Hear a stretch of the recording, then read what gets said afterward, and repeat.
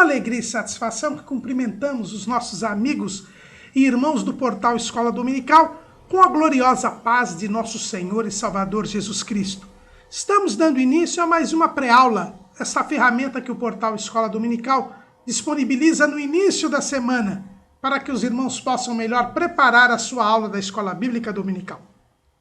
Leiam a revista das lições bíblicas, assistam a esta pré-aula, leiam o texto base desta pré-aula que nós publicamos no site do portal Escola Dominical, portalebd.org.br, pois nós não usamos o texto da revista, estamos aqui para trazer subsídios complementares. A revista todos nós temos, o comentarista publica um vídeo, há diversos vídeos com o texto da revista. A nossa proposta do portal Escola Dominical é complementar os irmãos com o tema. Além deste nosso texto, nós publicamos também durante a semana 4 ou 5 outros textos desta mesma lição. Também no site do portal Escola Dominical, o irmão encontrará textos de apoio, slides de lições das outras faixas etárias do currículo da CPAD e também de outros currículos da Escola Bíblica Dominical. Durante a semana, se o irmão tiver alguma dúvida, o irmão pode elucidar a sua dúvida postando a sua pergunta na sala dos professores do portal Escola Dominical, lá no nosso site. Para participar da sala, o irmão terá que se cadastrar e o cadastramento é gratuito. Nós não respondemos questões aqui colocadas nos comentários do nosso canal. Também, durante a semana, caso ainda haja dúvidas, o irmão pode perguntar no sábado à noite, às 19 horas, horário de Brasília. O nosso canal do YouTube transmite ao vivo a aula do estudo preparatório dos professores e amigos da Escola Bíblica Dominical da Igreja Evangélica Assembleia de Deus, Ministério do Belém, na sede aqui em São Paulo. Esta reunião é aberta a todos que quiserem aprender a palavra de Deus. Também disponibilizamos nas nossas redes sociais, no Facebook, no Twitter e no LinkedIn, dezenas de links de textos de apoio, slides, videoaulas e de textos de leitura diária, de todas as faixas etárias e de outros currículos da Escola Bíblica Dominical. Também disponibilizamos breves comentários em áudio das leituras diárias propostas na revista das lições bíblicas. O irmão terá um momento devocional e novas informações para a sua aula da Escola Bíblica Dominical. Mas tudo isto é apenas a preparação da Escola Bíblica Dominical. Ela só se realiza quando o irmão vai à sua igreja local participar dela. Porque a Escola Bíblica Dominical é o povo do Senhor, na casa do Senhor, no dia do Senhor, estudando a palavra do Senhor. Neste terceiro trimestre de 2019, nós estamos estudando o tema Tempo, Bens e Talentos, sendo um mordomo fiel com as coisas que Deus nos tem dado. O nosso comentarista é o pastor Elinaldo Renovato de Lima, que é o pastor presidente das Assembleias de Deus em Parnamirim, no estado do Rio Grande do Norte. E hoje, na continuidade deste terceiro bloco do trimestre, em que estamos estudando sobre a mordomia com Deus, nós hoje estaremos estudando a lição de número 7, a mordomia dos dízimos e ofertas. Eita tema polêmico. Se você for aqui no YouTube, vai encontrar centenas, se não milhares de vídeos contra o dízimo. Dizendo que o dízimo é do tempo da lei. Que hoje na igreja não tem lugar para dízimo. Que não existe dízimo em um Novo Testamento. Que o dízimo é espúrio, porque é uma forma de roubar as pessoas. E coisas deste tipo. É um tema dos mais polêmicos e dos mais discutidos, Quem evangeliza sabe que uma das primeiras objeções que se coloca quando falamos de Jesus e do Evangelho as pessoas dizem, mas por que se eu tiver que entrar na igreja eu tenho que pagar dízimo? Por que você paga dízimo? Isso tudo, irmãos, reflete o mundo materialista que nós estamos vivendo. Nós hoje temos um materialismo muito forte, também entre os que cristãos se dizem ser. A posse de bens, de riquezas, é o alvo de muitas pessoas. Tudo fazem em função do dinheiro. O Deus destas pessoas é o dinheiro. E por isso, este tema de dízimo ganha tanta importância. Uma importância que nós não encontramos na Bíblia. A Bíblia fala do dízimo, não fala na lei, nós vamos ver daqui a pouco, que o dízimo já existia antes da lei e continua existindo depois da lei, mas a Bíblia não se refere com ênfase, não dá prioridade ao tema do dízimo, justamente porque as coisas materiais, elas têm uma importância secundária no nosso relacionamento com Deus. O dízimo é bíblico, deve ser dado, mas ele não tem tanta importância como lhe dão. E, na verdade, quem dá muita importância ao dízimo é porque tem o seu coração no dinheiro. É porque o Deus deles é Mamon. E Jesus foi muito claro lá no Evangelho segundo escreveu Mateus, capítulo 6, versículo 24. Ninguém pode servir a dois senhores, porque ou há de odiar um e amar o outro, ou se dedicará a um e desprezará o outro. Não podeis servir a Deus e a Mamon. Mamon são as riquezas, né, em aramaico. E o que nós temos a dizer é que as pessoas que só falam em dízimo e ofertas nas igrejas, muitos pastores, muitos obreiros, que dão muita importância a este tema, são servidores de Mamon, porque estão presos ao dinheiro, porque colocam o dinheiro em primeiro lugar, e Jesus disse que quem serve a Mamon não serve a Deus. Então há muita gente por aí hoje em dia que usa a igreja como forma de arrecadação, que usa a igreja como meio de enriquecimento, e por isso só fala em dízimo e oferta, porque para eles o interessante é arrecadar.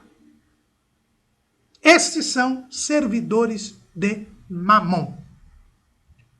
Mas não é diferente com as pessoas que só falam contra o dízimo, que procuram argumentos, trechos bíblicos, distorcem a palavra para contrariar o dízimo, para falar mal do dízimo, para convencer as pessoas a não dizimarem.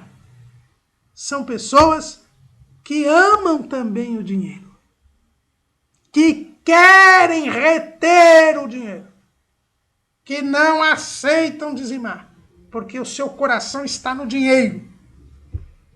E querem, para justificar a sua avareza, que todos façam do mesmo jeito. São também servidores de Mamon, tanto quanto os outros.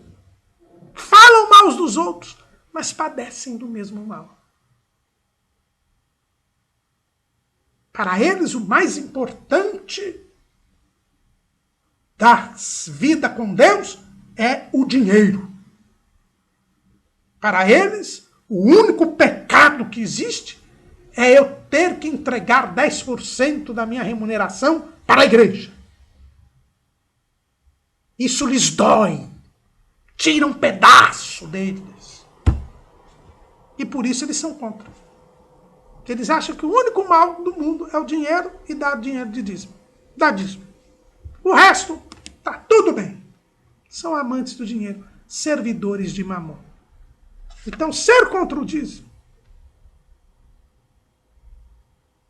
ou dar prioridade ao dízimo, ambos são servidores de Mamon. E eu e você, se queremos servir a Deus, não podemos nem ser contra o dízimo, nem dar prioridade ao dízimo. São duas posições completamente equivocadas. Quando nós falamos em dízimo, um texto que nos vem à memória de imediato é o texto de Malaquias, capítulo 3, versículo 10. É o texto utilizado tanto pelos amantes do dízimo quanto pelos inimigos do dízimo. Trazei todos os dízimos à casa do tesouro, para que haja mantimento na minha casa.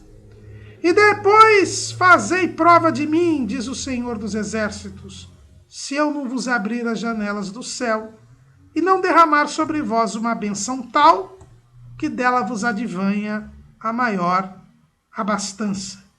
E por causa de vós repreenderei o devorador, para que vos não consuma o fruto da terra, e a vide no campo você não será estéril, diz o Senhor dos Exércitos. E todas as nações vos chamarão bem-aventurados, porque vós sereis uma terra deleitosa, diz o Senhor dos Exércitos. Malaquias 3, 10 a 12. Em cima desse texto se levantam os inimigos do dízimo, porque dizem que isto é da lei, algo que diz respeito unicamente ao relacionamento entre Deus e Israel e que não tem nenhuma aplicação para a igreja. Isso dizem os inimigos do dízimo. E que, portanto, é totalmente descabido e indevido usar esse texto para a igreja. E, ao mesmo tempo, os defensores do dízimo, mas eu digo defensores assim, os amantes do dízimo, aqueles que colocam o dízimo como a principal coisa da vida cristã, muitas vezes com interesses arrecadatórios, eles procuram pegar esse texto e dizer, está vendo? Eu tenho que trazer os dízimos, e se eu trouxer os dízimos, eu serei abençoado, serei bem-aventurado, enriquecerei, Deus irá repreender o devorador, e a minha terra não será estéril, e isso é o que Deus promete. E se eu não der o dízimo, eu sou ladrão, porque o texto diz, roubará o homem a Deus? Malaquias 3:8. Todavia vós me roubais e dizeis, em que te roubamos? Nos dízimos e nas ofertas alçadas. Com maldição sois amaldiçoados, porque me roubais a mim, vós todas as nações. Então, eles dizem, quem não dizima, está amaldiçoado, está perdido. E coloca a salvação em xeque, porque a pessoa não é dizimista. Então, eles usam o mesmo texto, com fins completamente distintos. E quando nós falamos em mordomia cristã, muita gente já pensa em dízimo. Quando fala mordomia cristã, já pensa no dízimo. E nós estamos vendo aqui no trimestre que a mordomia cristã é muito mais do que dízimo e oferta. É muito mais do que isso. Nós estamos na lição 7. Nós vamos estudar 13 lições, sendo que 11 lições são aspectos da mordomia. Já vimos a mordomia do corpo, vimos a mordomia da alma e do espírito, vimos a mordomia da família, da igreja local, vimos a mordomia da adoração. Estamos hoje estudando a mordomia dos dízimos e ofertas. Vamos estudar agora, depois, a mordomia do tempo. Depois Depois vamos estudar a mordomia do trabalho, a mordomia das finanças. Vamos voltar a falar de dinheiro, mas não em relação a dízimo e oferta. Vamos falar da mordomia das obras de misericórdia e da mordomia do cuidado com a terra. Mordomia é muito mais do que dízimo e oferta. Agora, dízimo e oferta também faz parte da mordomia. Mas é muito mais amplo. Mas, como eu disse, esse texto é usado tanto pelos inimigos do dízimo, quanto pelos amantes do dízimo, vamos dizer assim. E é por isso que nós vamos estudar o tema a partir desse texto. Agora, nós devemos lembrar, como dizia o saudoso pastor Severino Pedro da Silva, que um texto sem o contexto é um pretexto. E tanto os amantes do dízimo como os inimigos do dízimo, eles pegam este texto de Malaquias 3, de 8 a 12, e analisam esse texto sem o contexto. E eu gostaria de ver o contexto da mensagem de Malaquias com os irmãos. Quem era o profeta Malaquias? O profeta Malaquias é o último profeta do Antigo Testamento. Existem até alguns autores que acham que Malaquias fosse o próprio Esdras. Mas isso é discutível e a maior parte da tradição entende que Malaquias foi um profeta distinto e um profeta que se levantou cerca de 100 anos depois do fim do cativeiro, num momento em que o povo de Israel estava com um grave problema, que é o problema apontado pelos 3 profetas pós-exílicos, quer dizer, os 3 profetas que Deus levantou depois do exílio e que escreveram textos bíblicos, que são Ageu, Zacarias e o próprio Malaquias. Ageu e Zacarias são contemporâneos e eles foram levantados por Deus assim que acabou o cativeiro. Inclusive, eles foram muito usados por Deus para levar o povo a construir o segundo templo. Ageu e Zacarias já enfrentaram este problema. E qual é o problema que o povo tem no período do segundo templo? É o problema da indiferença espiritual. Se os profetas de antes do cativeiro da Babilônia tinham como problema para enfrentar a idolatria, o fato é que depois dos 70 anos do cativeiro, o povo de Israel foi curado da idolatria. Nunca mais o povo de Israel sofreu com a idolatria. A idolatria é um problema que nós vamos ver no período desde que Israel sai do Egito até o cativeiro da Babilônia. Depois, o problema da idolatria não aparece mais. Não tem mais nenhum israelita idólatra? Lógico que tem. Mas os israelitas que são idólatras é uma minoria ínfima do povo de Israel. O grande problema que Israel vai enfrentar depois do cativeiro da Babilônia é a indiferença. Veja que quando o povo voltou para Israel, para a terra de Canaã, eles logo desistiram de construir o templo. Precisou Deus levantar Ageu e Zacarias para que eles voltassem a dar importância às coisas de Deus. E aqui o profeta Malaquias, já mais à frente, ele vai ter este mesmo problema. E a gente tem que entender qual é a mensagem de Malaquias. A mensagem de Malaquias, ela é bem entendida se nós formos lá no capítulo 1 de Malaquias. Olha o que está escrito.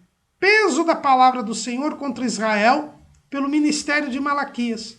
Eu vos amei, diz o Senhor, mas vós dizeis, em que nos amaste?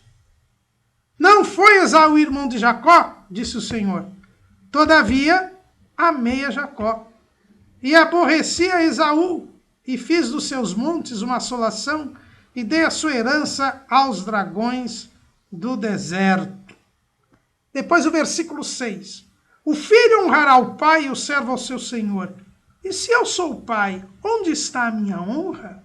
E se eu sou o senhor, onde está o meu temor? Diz o Senhor dos exércitos a vós, ó sacerdotes, que desprezais o meu nome e dissestes: em que desprezamos nós o teu nome? O que nós verificamos aqui, irmãos, é que o povo nos dias de Malaquias estava indiferente às coisas de Deus. Não dava valor às coisas de Deus. Por quê? Porque não amava a Deus.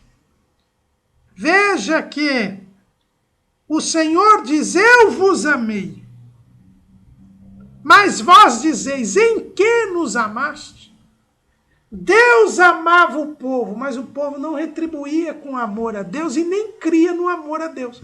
E porque o povo não amava a Deus, desprezava as coisas de Deus. Os irmãos vejam que Jesus disse que os 2 maiores mandamentos da lei, o primeiro é amar a Deus com todo o teu coração, com toda a tua alma, com toda a tua força e com todo o teu entendimento. Amar a Deus sobre todas as coisas. Essa é o maior dos mandamentos. E Jesus disse: o segundo, semelhante a este, é amar ao próximo como a ti mesmo. Então os irmãos entendem aqui que o amor a Deus é que leva a cumprir a lei de Deus. Se eu não amo a Deus, eu não cumpro a lei de Deus. Eu preciso amar a Deus. E Deus nos ama. Deus nos ama incondicionalmente. Agora, o povo nos dias de Malaquias não amava a Deus. Embora Deus amasse o povo não amava a Deus. E porque o povo não amava a Deus, o povo cometia uma série de transgressões, uma série de pecados, que eram resultados, consequências da falta do amor a Deus. Então, primeira coisa, Malaquias diz que o povo não honrava a Deus, porque desprezava o nome. E no que ele desprezava? Eles ofereciam no altar pão imundo e animais defeituosos. E diziam: não faz mal. Ou seja, eles não tinham reverência a Deus. Descumpriram a lei, apresentando pão imundo e apresentando animal cego, animal enfermo e coxo a Deus. Fazendo da mesa do Senhor, do altar do Senhor, algo profano, algo desprezível. Mas também o profeta Malaquias diz que os sacerdotes, eles não ligavam para Deus e por isso estavam divorciando à torta e à direita, sendo desleais com a mulher da sua mocidade, não tendo uma vida regrada do ponto de vista moral e conjugal.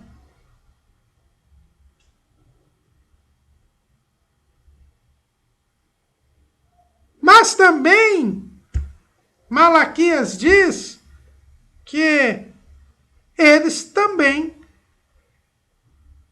não estavam dando dízimo. Não cumpriam com as leis, com as normas da lei de Moisés a respeito do dízimo. Mas os irmãos percebam que o fato de não dar o dízimo era mais um decorrente da falta do amor a Deus. A falta do amor a Deus fez com que, primeiro, eles tivessem uma adoração defeituosa. Ofereciam animal cego, enfermo, coxo, pão imundo. Não tinham cuidado nenhum no culto. Os sacerdotes não tinham cuidado nenhum com a sua vida familiar.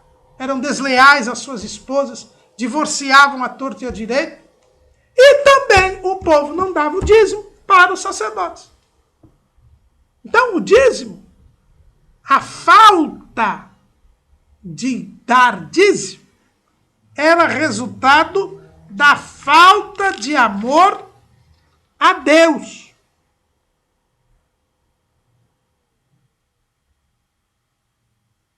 E é isto que é importante a gente ver.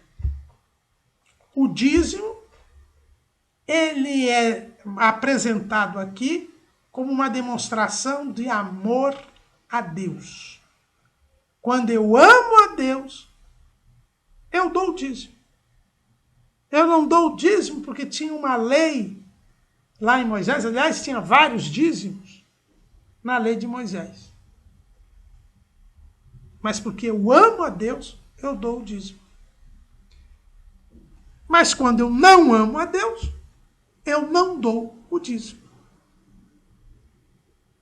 Então o dízimo é um dos aspectos da mordomia.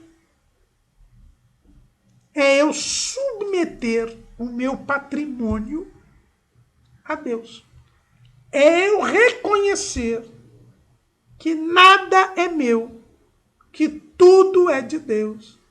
E eu reconheço que o meu patrimônio não é meu, mas é de Deus, quando eu devolvo a Deus a 10ª parte do que eu ganhei. Porque é assim que Deus quer que eu reconheça o seu senhorio sobre o meu patrimônio. A mordomia dos dízimos e ofertas é a mordomia do meu bolso. Eu já aprendi a mordomia do corpo, a mordomia da alma e do espírito. Agora eu tenho que aprender a mordomia do bolso.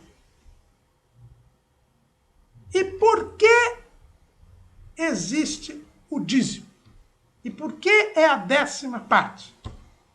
E aí que nós vamos verificar que o dízimo não foi instituído na lei de Moisés. Não. Em primeiro lugar, que tudo é de Deus, nós já estamos cansados de ver durante todo esse trimestre. Do Senhor é a terra e a sua plenitude, o mundo e aqueles que nele habitam. Salmo 24, versículo 1. Tudo é de Deus. Aquilo que o homem, através do trabalho, está autorizado a amealhar, nós vamos estudar uma outra lição a respeito do trabalho, mas Deus deu ao homem o poder de amealhar coisas da natureza, do mundo, para a sua sobrevivência e para o seu sustento, para a sua sobrevivência. Lá em Gênesis, no capítulo 3, no versículo 17. E a Adão disse: porquanto deste ouvidos a voz de tua mulher, e comeste da árvore que te ordenei, dizendo, não comerás dela, maldita é a terra por causa de ti. Com dor comerás dela todos os dias da tua vida. Espinhos e cardos também te produzirá, e comerás a erva do campo. No suor do teu rosto comerás o teu pão, até que te tornes a terra, porque dela foste tomado. Porquanto és pó, e em pó te tornarás. E ainda no capítulo 3, no versículo 23, a Bíblia diz, o Senhor Deus, pois o lançou fora do jardim do Éden, para lavrar a terra de que fora tomado. Então, Deus disse que o homem, pelo seu trabalho, poderia se apropriar dos bens da terra que seriam necessários à sua sobrevivência. Então, Deus aqui cria o direito de propriedade, mas esse direito de propriedade é uma administração daquilo que é de Deus. Todo patrimônio é de Deus, todos os bens são de Deus. O próprio profeta Ageu, já depois aqui do cativeiro, ele diz o seguinte, lá no capítulo 2, versículo 8. minha é a prata e meu é o ouro, disse o Senhor dos Exércitos. Então Deus faz questão de dizer que as riquezas também lhe pertencem.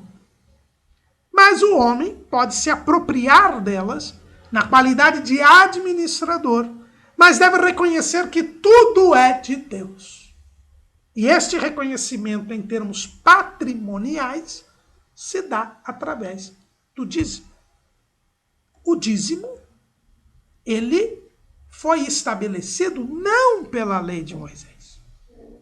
Veja bem que essa porção de 10% nós temos registro no livro História de Heródoto. Heródoto é considerado o pai da história. Ele foi o primeiro grande historiador. E no seu livro História existem passagens em que ele, grego, fala da prática do dízimo entre vários povos. Havia uma ideia, e nós não sabemos biblicamente quando esta ideia começou, mas o fato é que os povos antigos, eles tinham esta ideia de se entregar a 10ª parte do seu patrimônio, oferecer isto à divindade. Heródoto registra isso. Mas a Bíblia também registra isso. Lá no livro do Gênesis, no capítulo 14, nós vemos Abrão ofertando, dizimando para Melquisedeque. Gênesis, capítulo 14, versículo 18. E Melquisedeque, rei de Salém, trouxe pão e vinho, e era este sacerdote do Deus Altíssimo. E abençoou-o e disse: Bendito seja Abrão do Deus Altíssimo, o possuidor dos céus e da terra. E bendito seja o Deus Altíssimo que entregou os teus inimigos nas tuas mãos. E deu-lhe o dízimo de tudo. Abrão é antes da lei. Abrão veio de Ur dos Caldeus. Abrão era peregrino na terra de Canaã. Melquisedeque era rei de Salém, um cananeu, descendente de Cã, sacerdote do Deus Altíssimo. Abrão era servo do Deus Altíssimo. Quando se encontram Abrão e Melquisedeque, eles notam a comunhão, eles servem ao único e verdadeiro Deus. E Abrão, ao ser abençoado por Melquisedeque, entrega a Melquisedeque o dízimo de tudo. Reconhece que o que ele tinha era de Deus. E ele entrega a Melquisedeque, que era o sacerdote do Deus Altíssimo, o único que ele conheceu, ele entrega 10% do que tinha. Há uma discussão, porque lá no escrito, o escritor aos Hebreus fala dos despojos, ou seja, aquilo que ele amealhou nessa guerra, porque Abrão estava voltando de uma guerra. Ele tinha libertado o seu sobrinho Ló e libertado Sodoma e Gomorra de uma guerra. E ele, então, há uma discussão, porque lá no escrito, na carta aos Hebreus, lá no capítulo 7 de Hebreus, o capítulo 7, diz assim, versículo 1, porque este Melquisedeque, que era rei de Salém, sacerdote do Deus Altíssimo, e que saiu ao encontro de Abraão, quando ele regressava da matança dos reis, o abençoou, a quem também Abraão deu o dízimo de tudo. E primeiramente é por interpretação rei de justiça, e depois também rei de Salém, que é rei de paz. E no versículo 10 diz assim, porque ainda ele estava nos lombos de seu pai, quando Melquisedeque lhe saiu ao encontro. Né?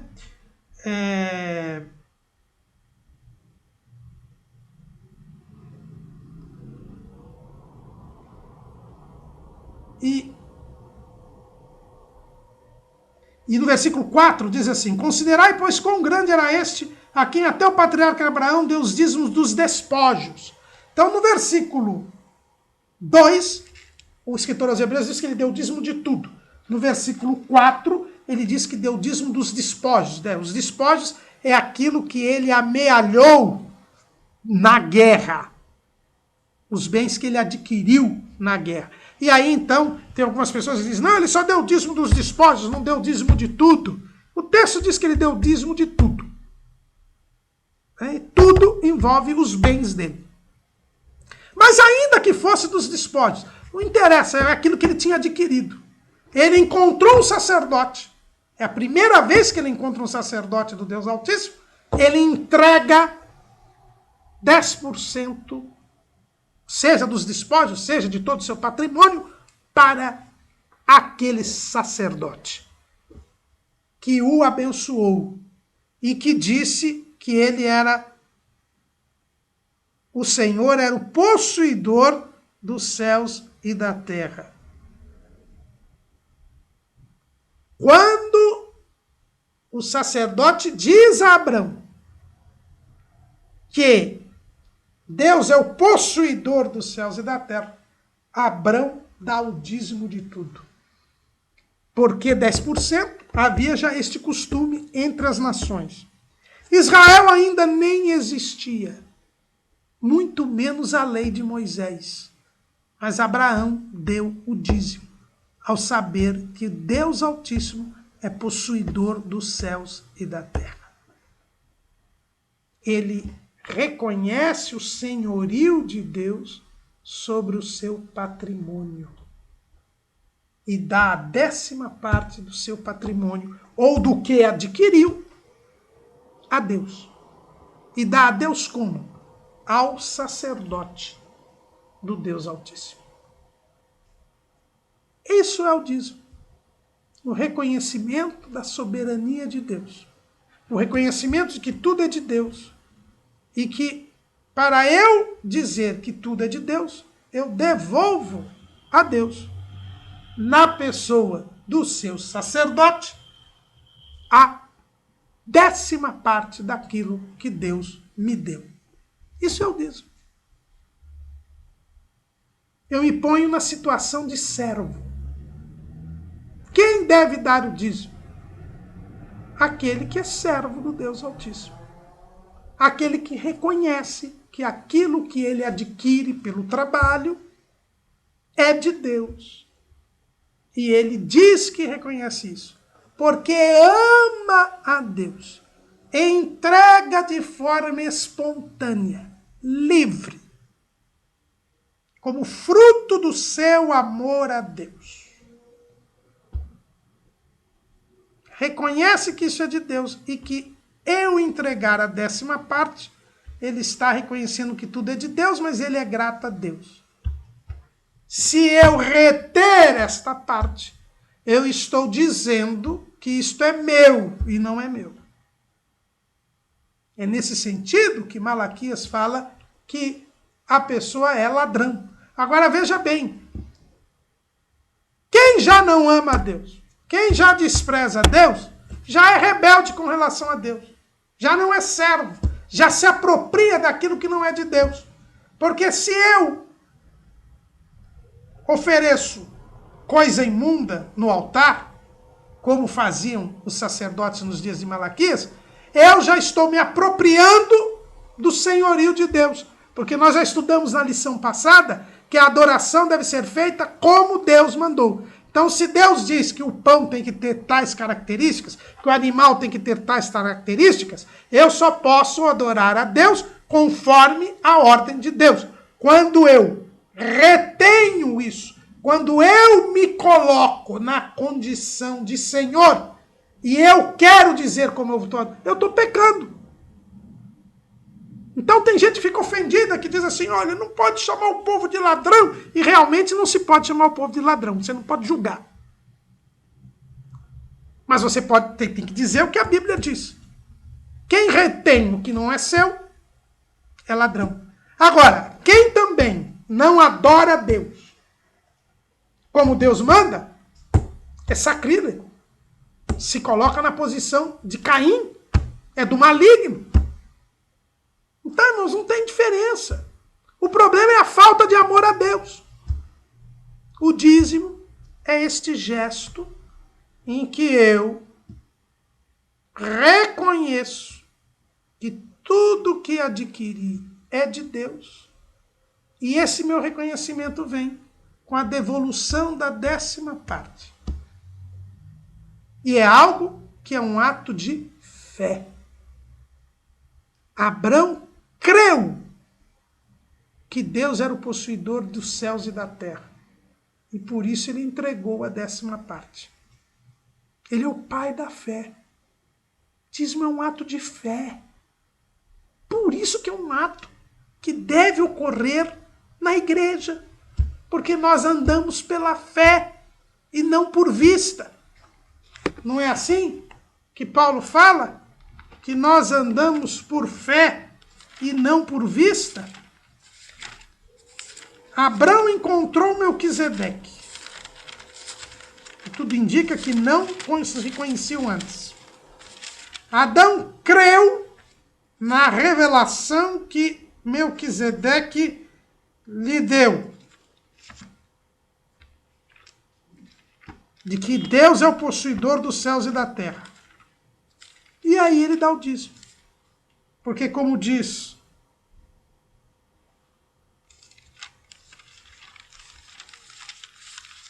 o apóstolo Paulo, nós não andamos por fé, mas andamos por... Não, nós andamos por fé e não andamos por vista. Estou aqui procurando a referência. 2 Coríntios 5 e 7. Porque andamos por fé e não por vista. O dízimo é um ato de fé. E foi praticado por Abraão. Na dispensação da promessa. Na dispensação patriarcal. E o apóstolo Paulo diz lá em Colossenses,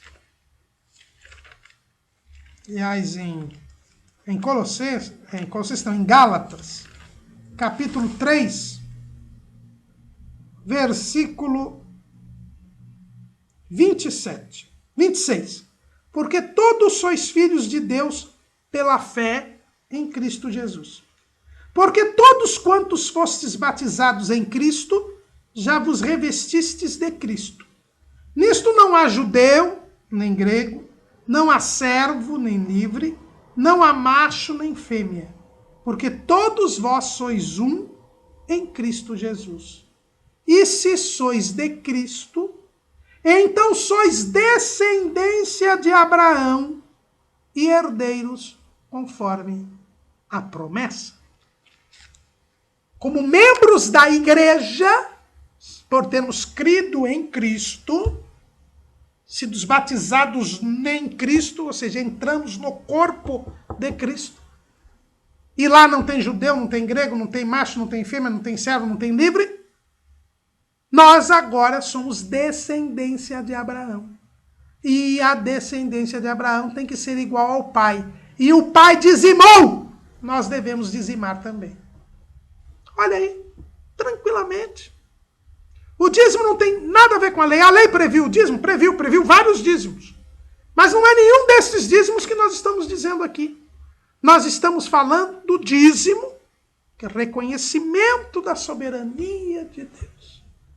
Que Abrão, o homem que foi justificado pela fé, ao saber que Deus é o possuidor dos céus e da terra, devolveu a 10ª parte ao sacerdote do Deus Altíssimo, o primeiro que ele havia conhecido. E nós, como descendência de Abraão, porque cremos em Jesus e participamos da igreja, devemos agir da mesmíssima maneira. Também dar o dízimo. É por isso que Jacó, o neto de Abraão, Ele promete dar o dízimo a Deus quando ele tem a visão de Deus e quando ele fica sabendo que ele é o herdeiro da promessa de Abraão. Ele também promete dar o dízimo. Está lá em Gênesis, capítulo 28.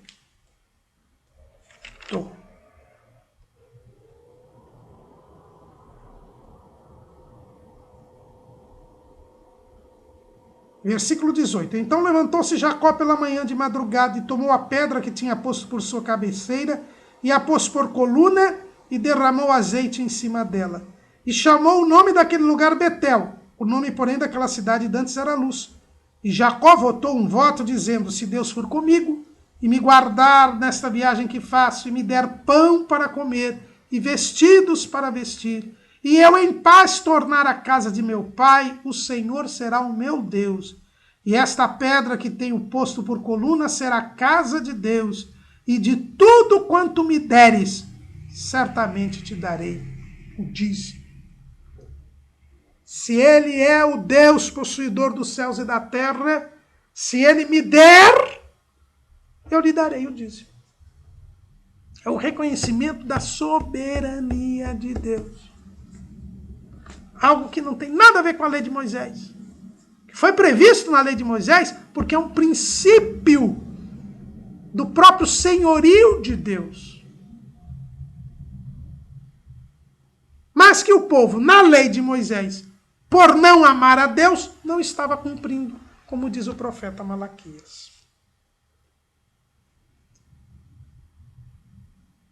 Mas a mensagem de Malaquias não tem a ver com o pacto palestiniano, irmão Caramuru?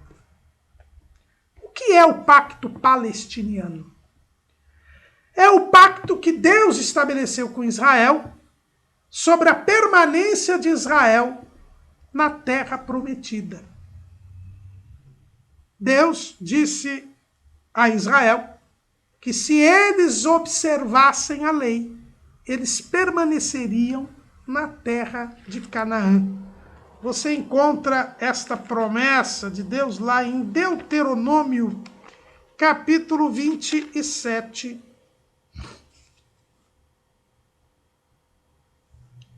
Ele diz assim: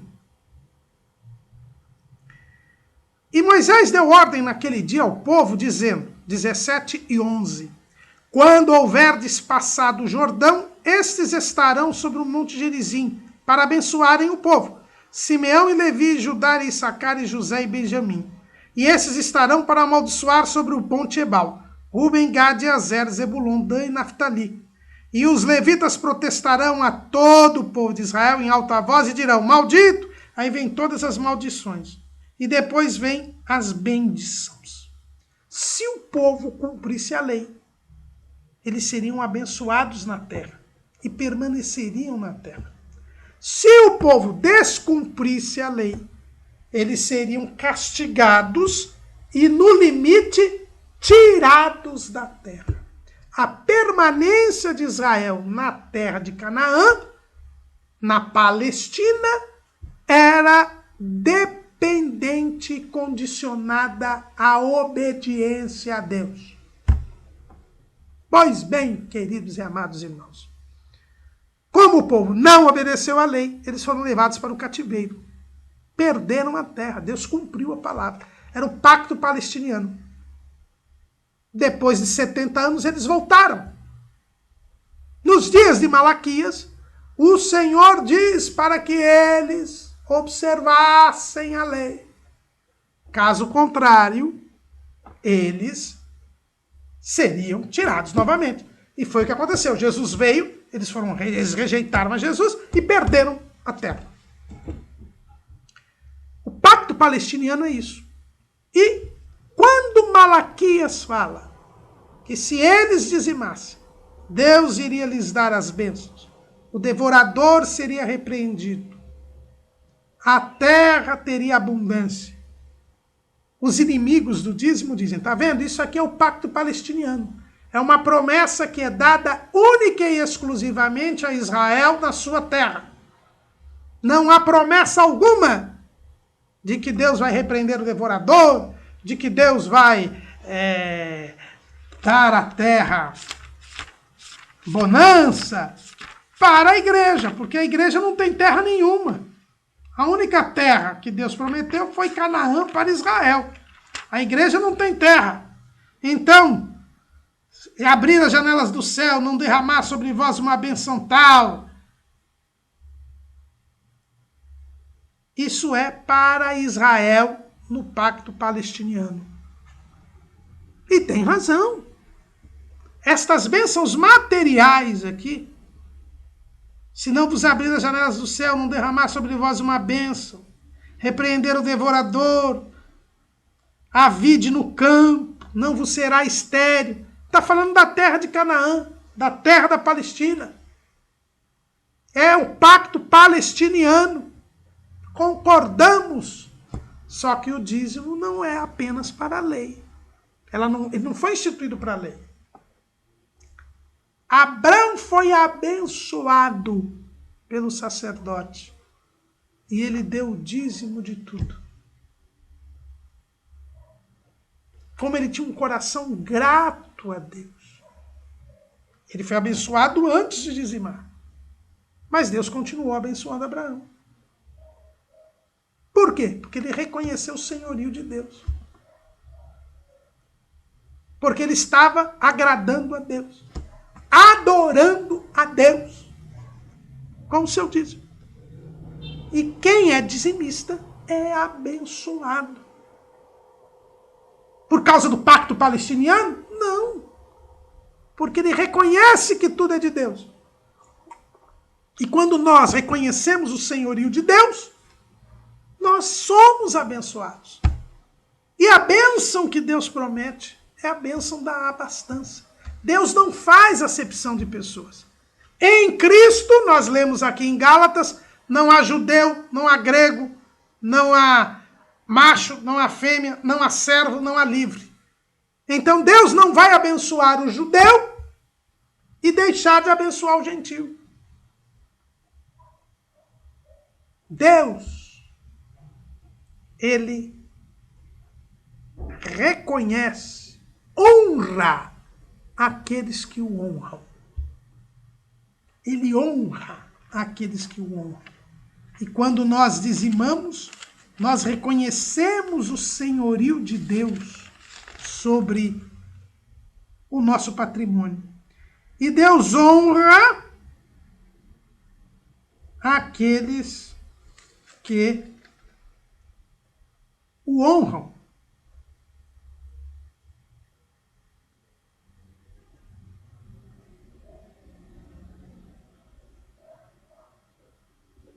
Nós devemos honrar ao Senhor com o nosso patrimônio.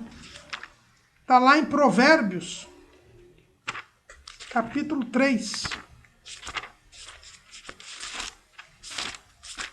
Provérbios, capítulo 3. Capítulo 3, versículo 9. Honra ao Senhor com a tua fazenda e com as primícias de toda a tua renda, e se encherão os teus celeiros abundantemente, e transbordarão de mosto os teus lagares. Está aqui a promessa de Deus. E aqui em Provérbios não é pacto palestiniano. Aqui em Provérbios serve a todos.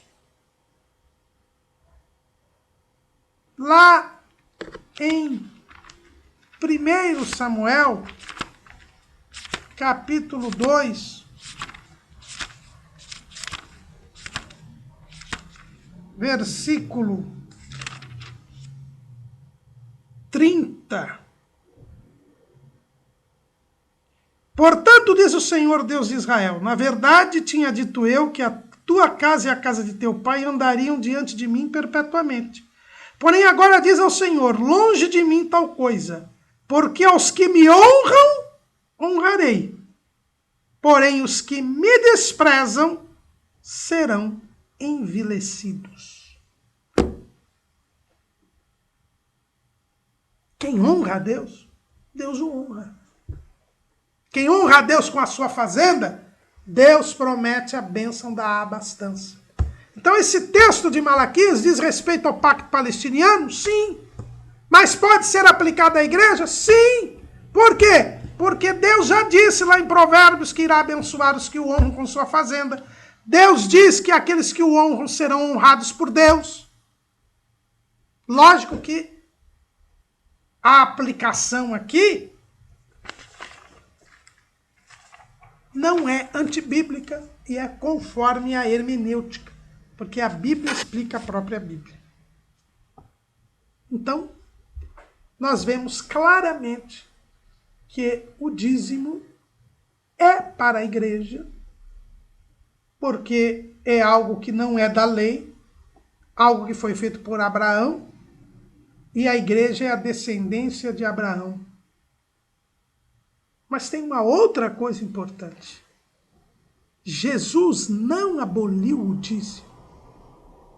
Ao contrário, ele confirmou o dízimo. Mateus capítulo 23, versículo 23.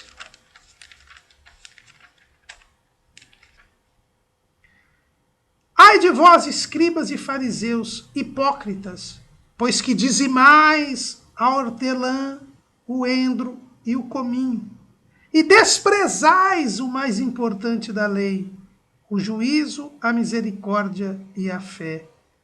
Deveis, porém, fazer estas coisas e não omitir aquelas.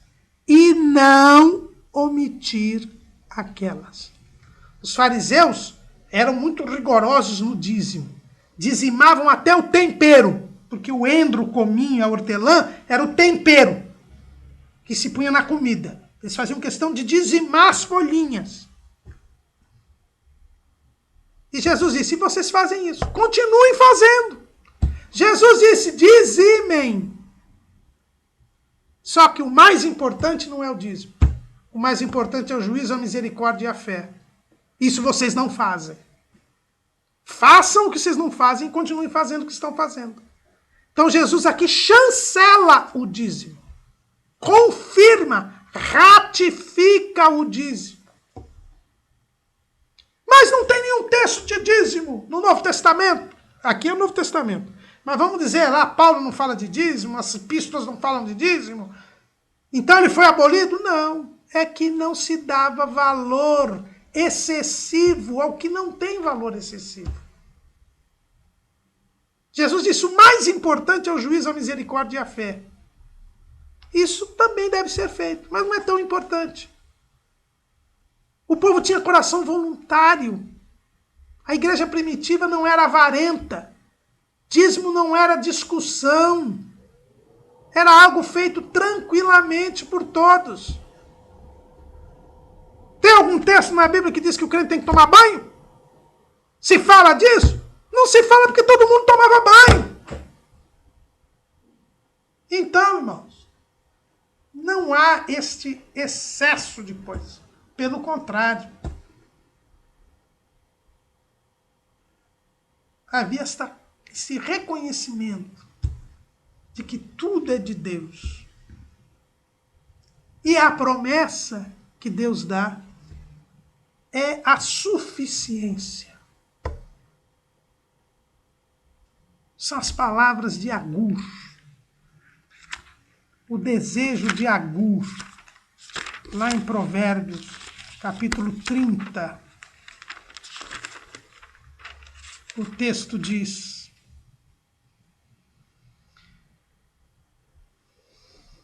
duas coisas te pedi, versículo 7, não mas negues, antes que morra. Afasta de mim a vaidade e a palavra mentirosa. Não me des nem a pobreza nem a riqueza.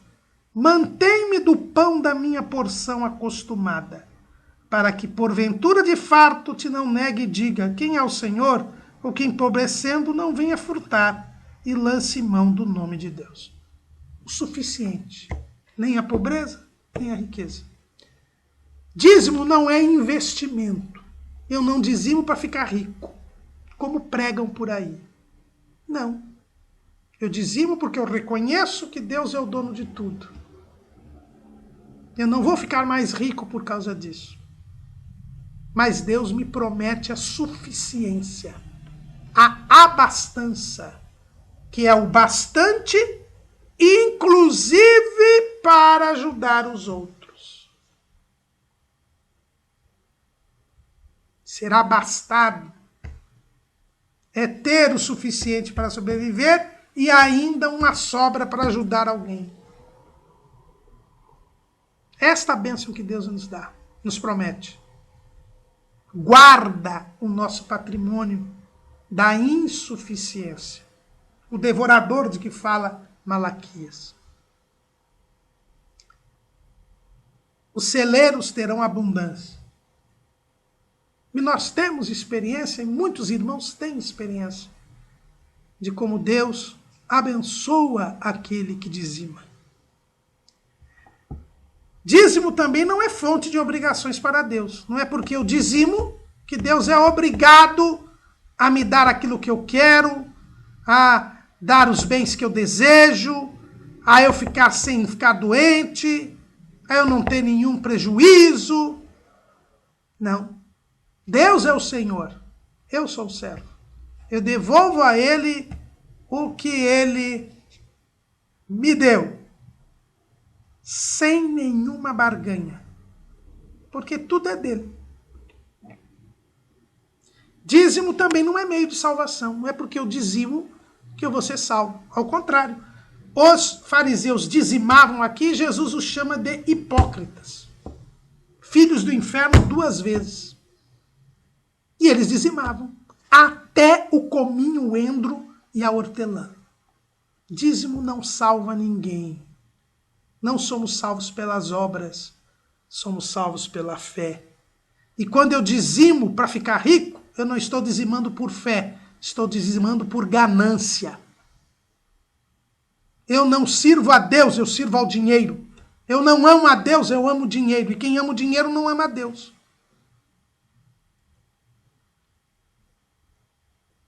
Dízimo não é uma forma de enriquecimento de inescrupulosos e mercenários da fé. Muitos têm enriquecido com dízimos, ou com trízimos, ou tanta coisa mais que inventam. Oferta de primícias, sacrifício, enfim, tanta coisa. Eles, por avareza, estão, como diz Pedro, fazendo de nós negócio. Podem até ficar ricos aqui, mas irão responder diante de Deus.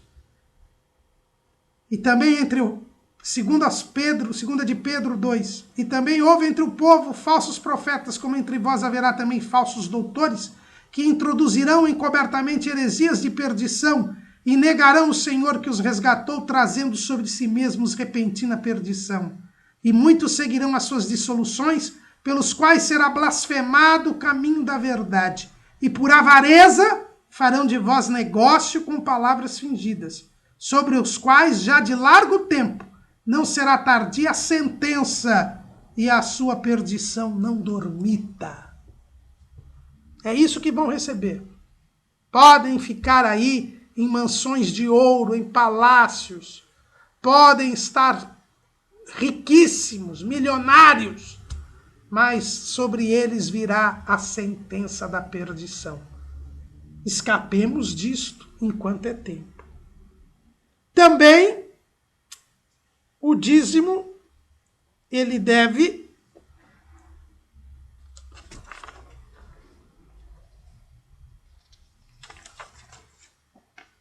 ser entregue onde? Na casa do tesouro. Trazei os dízimos à casa do tesouro, para que haja mantimento na minha casa. O objetivo do dízimo é manter a obra de Deus. Abraão entregou o dízimo a Melquisedeque, que era o sacerdote do Deus Altíssimo, para que ele continuasse a exercer o seu sacerdócio. Hoje, quem é a nação sacerdotal? É a igreja. A igreja é o sacerdócio real. Então, na igreja local que eu congrego, eu devo entregar o dízimo. Não posso escolher para onde entregar o dízimo. Não, vou dar para o missionário. Não. O dízimo, ele é entregue na igreja local. Porque é ali que Jesus te colocou para servir a Deus. E o dízimo é para o mantimento na casa de Deus. Ah, mas estão desviando o dinheiro lá na minha igreja. Não é problema seu. Você deixa de pagar imposto porque o governo rouba? Porque o político rouba? Não. Já roubava nos dias de Jesus. E Jesus disse, dai a César o que é de César e a Deus o que é de Deus.